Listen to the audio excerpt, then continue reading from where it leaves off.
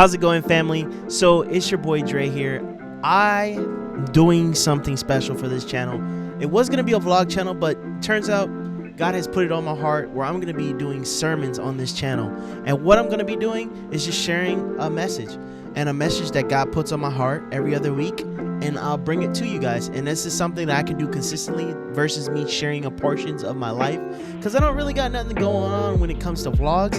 But this is something that God has really been putting on my heart, is to share these messages and practice doing these messages. I'm not a preacher, but I do believe I'm called to become a preacher, guys. And I think this is going to be truly edifying for some of you. And I hope you guys enjoy the messages that I put on here on this channel.